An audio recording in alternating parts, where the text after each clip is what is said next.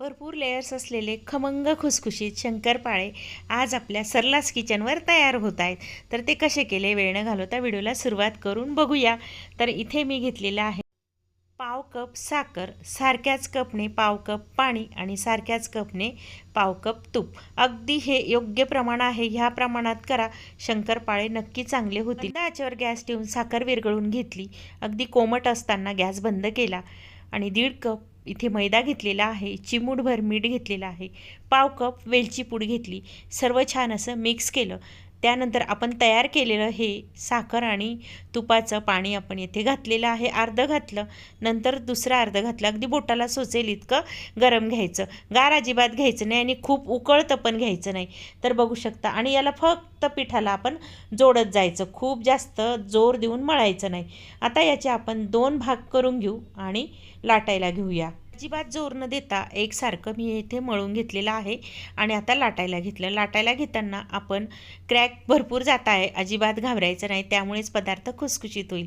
आणि एवढ्या जाडीचा आपण इथे ठेवलेला आहे. आता याचे आजूबाजूचे कडा कट करून घेऊ, म्हणजे आकार आपल्याला खूप छान असा देता येईल. इथे मी चौकोनी आकाराचे केलेले आहेत, तुम्ही हव्या त्या आकाराचे करू शकतात. मस्त असे निघालेले पण आहेत. आणि जाडी बघा एवढी मी ठेवलेली आहे. शंकरपाळेची जाडी थोडीशी जाड ठेवायची, म्हणजेच लेयर भरपूर येतात.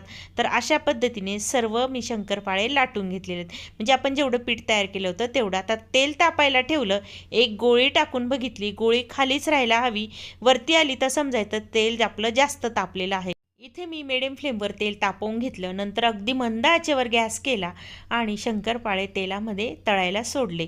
अजिबात सुरुवातीला 1 मिनिटभर डिस्टर्ब करायचं नाही. जर तुम्ही डिस्टर्ब केलं तर सगळे ते लेयर्स तेलामध्ये सुटून जातील, बघू शकता. आणि नंतर थोडंसं टेम्परेचर आपण वाढवायचं, म्हणजे गॅस वाढवायचा आणि पुन्हा बारीक करायचा. अशा पद्धतीने आपण हे शंकरपाळे मस्त असे तळून घेतलेले आहेत. बघू शकता किती लेयर्स पण आपल्या ह्या शंकरपाळ्यांना आलेलं आहे. अगदी प्रमाण अचूक आहे. त्या प्रमाणात तुम्ही जर केले ना, 100% शंकरपाळे अगदी व्यवस्थित. लक्षात असू द्या, कलर जास्त डार्क करू नका, कारण ना तळण्याची प्रोसिजर यांची भरपूर वेळ चालू असते बाहेर आपण तेलातून काढल्यानंतरही.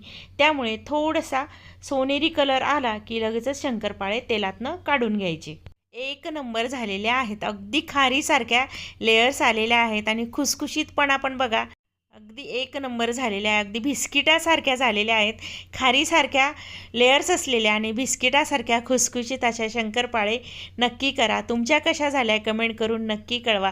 व्हिडिओ आवडला ना तर सबस्क्राईब करायला मात्र विसरू नका चला तर मग भेटूया पुन्हा छानशा व्हिडिओमध्ये. तोपर्यंत बाय.